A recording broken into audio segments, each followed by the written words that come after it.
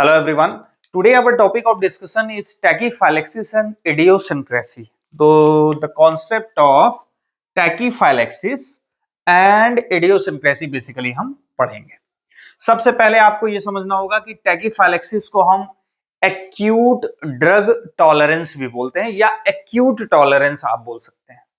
तो देखिए जैसे हमने पढ़ा टॉलरेंस को, जब टॉलरेंस हमने पढ़ा तो उसको हमने कोरिलेट किया कि जब आप किसी मेडिकेशन को लॉन्ग टर्म में यूज करते हैं, राइट, तो लॉन्ग टर्म में होता क्या है कि उस मेडिकेशन का अपना इफेक्ट बॉडी में इफेक्ट कम हो जाता है, तो आप उसकी डोज को इंक्रीज करके उस इफेक्ट को अचीव करते हो.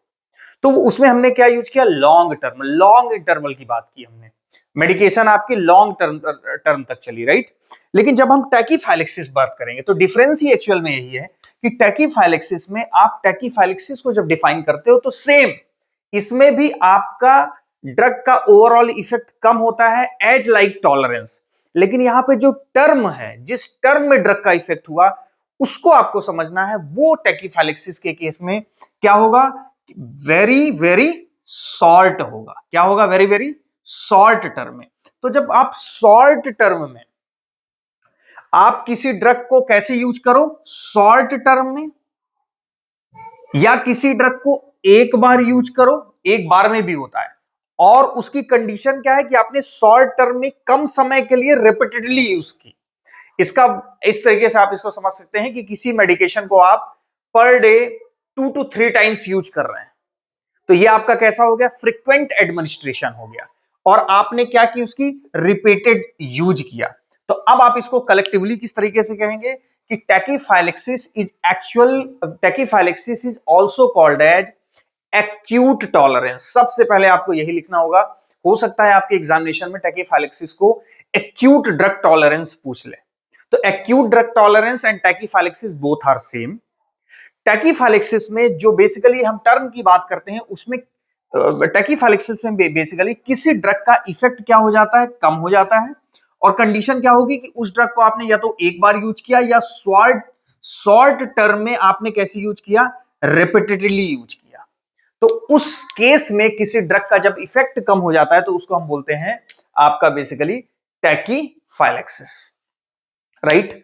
तो आपको फिर से अगर मैं कंक्लूड करूं तो टैकीफाइलेक्सिस में किसी ड्रग को जब आप रिपीटेडली शॉर्ट टर्म के लिए यूज करते हैं, या हो सकता है कि एक बार में वो ड्रग देने पर जब आप सेकेंड टाइम ड्रग दें तो उसका इफेक्ट क्या हो जाए, कम हो जाए, उस चीज को हम बोलते हैं टैकीफाइलेक्सिस. तो आपका सबसे इंपॉर्टेंट पार्ट ये है कि आपको यहां शॉर्ट टर्म और रिपीटेड एडमिनिस्ट्रेशन या फ्रीक्वेंट एडमिनिस्ट्रेशन आपको यूज करना है.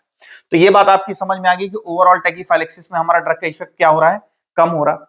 अच्छा, इसके पीछे क्या मैकेनिज्म है, ऐसा हो क्यों रहा है. बेसिकली इसमें क्या होता है कि या तो रिसेप्टर क्या हो जाएंगे यहां पे डिसेंसिटाइज, क्या हो जाएंगे, रिसेप्टर डिसेंसिटाइज. जैसे सपोज करिए ये आपकी कोई सेल है, यहां पे ये रिसेप्टर है, आपने ड्रग का कैसा अमाउंट यहां पे एक्सपोज कर दिया, क्योंकि कंडीशन क्या है, यहां पे शॉर्ट टर्म में आप रिपीटेड एडमिनिस्ट्रेशन कर रहे हैं, तो ड्रग का यहां पे जो अवेलेबिलिटी है वो बहुत ज्यादा हुई. बहुत ज्यादा अवेलेबिलिटी होने से ये रिसेप्टर क्या हो जाएगा, डिसेंसिटाइज. क्या हो जाएगा, डिसेंसिटाइज. और जब ये रिसेप्टर डिसेंसिटाइज होगा तो जो फर्दर ड्रग है उसका इफेक्ट इस रिसेप्टर के थ्रू क्या हो जाएगा, कम हो जाएगा. तो डिसेंसिटाइजेशन ऑफ द रिसेप्टर, ये भी हम बेसिकली डिटेल से पढ़ेंगे. तो desensitization of the receptor is also responsible for the decrease in the pharmacological response. तो यहां पे बेसिकली क्या हो रहा है कि desensitization of the receptor is responsible for tachyphylaxis, right? जबकि टॉलरेंस में बच्चों आपको डिफरेंस याद रखना है कि टॉलरेंस में down regulation of the receptor responsible होता है. मतलब किसी सेल के सरफेस पे जो नंबर ऑफ रिसेप्टर हैं वो कहां चले जाएं, अंदर आ जाएं सेल के, और उनका ब्रेकडाउन हो जाए. इट मींस हम उसको कहते हैं इंटरनलाइजेशन. तो अगर इंटरनलाइजेशन हो या आप बोल लो down regulation of the receptor, तो that is a part of tolerance. Most of the time tolerance. जब आप यहां पे डिसेंसिटाइजेशन ऑफ द रिसेप्टर की बात करते हो, that is a down regulation भी यहां पे होता है, लेकिन mainly desensitisation and sometime down regulation is the mechanism of tachyphylaxis. की टैकीफाइलेक्सिस क्यों हुआ, तो इसको हम क्या बोल रहे हैं बच्चों, एक्यूट टॉलरेंस. दो एग्जांपल आपको कोट करने हैं, लाइक नाइट्रोग्लिसरीन जो कि एंजाइना में यूज करते हैं हम, एंड नेजल डिकंजेस्टेंट्स।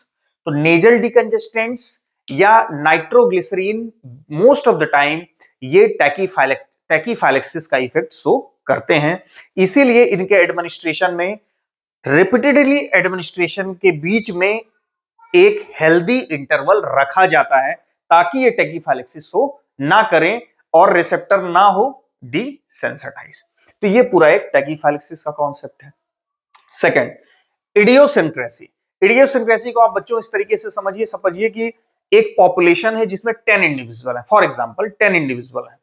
अब उस पॉपुलेशन में आपने सपोज करिए कि किसी चीज को सपोज करिए सबको, जस्ट फॉर एन एग्जांपल, सबको फीवर का इशू था, आपने पैरासीटामोल की टैबलेट दी। अब पैरासीटामोल की टैबलेट ने बेसिकली क्या किया कि सब में तो फीवर को क्या कर दिया, रिड्यूस कर दिया, लेकिन किसी एक इंडिविजुअल में उसने फीवर उसकी बॉडी में कोई इफेक्ट उस ड्रग का नहीं था।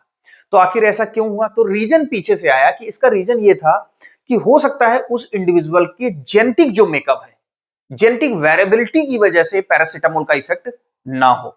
तो ओवरऑल एडियोसिंक्रेसी एक तरीके का एडीआर है, एडवर्स ड्रग रिएक्शन।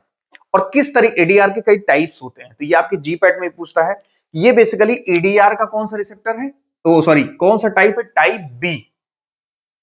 इसमें होता क्या है, इसमें किसी ड्रग का जेनेटिक वेरिएबिलिटी की वजह से किसी इंडिविजुअल में जेनेटिक, किसी पॉपुलेशन के कुछ इंडिविजुअल में या सर्टेन इंडिविजुअल में जेनेटिक वेरिएबिलिटी की वजह से वहां पे क्या होगा, कुछ ऐसा इफेक्ट आएगा जो कि क्या हो, रेयर हो एंड अनप्रेडिक्टेबल हो।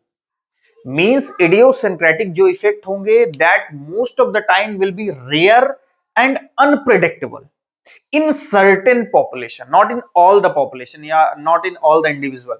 पॉपुलेशन की कुछ पॉपुलेशन में क्या होगा, रेयरली एंड अनप्रेडिक्टेबली जो एडीआर दिखाई देंगे, एडवर्स ड्रग रिएक्शन, उनको हम बोलते हैं इडियोसिंक्रेटिक रिएक्शन। बेसिक जो मैकेनिज्म आती है इसके पीछे कि आखिर ऐसा क्यों हुआ, उस इंडिविजुअल की जेनेटिक वेरिएबिलिटी या उस सर्टेन पॉपुलेशन की जेनेटिक वेरिएबिलिटी या इम्यून मीडिएटेड रिएक्शंस। तो मेनली जो रिस्पॉन्सिबल होगा एडीआर के लिए वो genetic variability with immune mediated reactions होगा। इसमें बेसिकली इडियोसिंक्रेटिक रिएक्शन दिखता किसमें है, तो इडियोसिंक्रेटिक रिएक्शन वहां पे आता है, देखिए जो वेल एस्टैब्लिश्ड ड्रग है, क्लिनिकल ट्रायल के बाद मार्केट में है, उसमें ये चांसेस कम होते हैं इडियोसिंक्रेटिक रिएक्शन के। कोई एक ऐसा मॉलिक्यूल जिसपे ज्यादा अथराइज या ज्यादा आप कह लीजिए ज्यादा उसके प्रूफ्स नहीं है कि ये इस तरीके का रिएक्शन नहीं देगा, ये एडीआर इस तरीके का नहीं देगा, इनका सेट ऑफ रिएक्शंस हैं जो ये देता है। तो मेरा कहने का मतलब है कि जो न्यू ड्रग्स होती हैं most of the time idiosyncratic reaction new drug में ही फ्रीक्वेंटली अकर होता है। तो फ्रीक्वेंटली अकरेंस इडियोसिंक्रेटिक रिएक्शन का न्यू ड्रग से हम कोरिलेट करते हैं। इडियोसिंक्रेटिक एक टाइप बी टाइप का एडीआर है।